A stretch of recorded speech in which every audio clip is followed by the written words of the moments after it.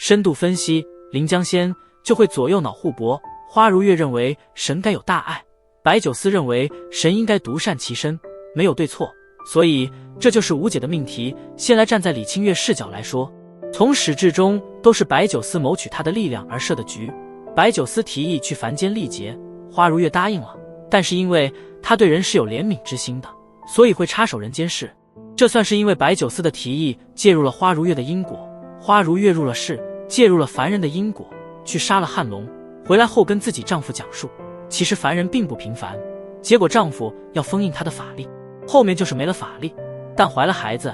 然后独自生子抚养孩子，孩子重病，求神无门，最后永远长不大了。徒弟为了保护他也死了，他自己被火烧被活埋。其次，李清月主张冤有头债有主，所以几百年后的凡人不是他报复的对象。至于400年前的那些凡人，我猜测花如月肯定是会对付那些人的，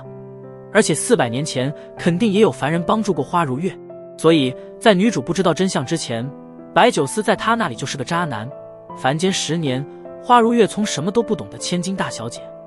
而且他们身为神是不懂恶的，看白九思跟没有法术的状态，能猜到花如月到底有多难了。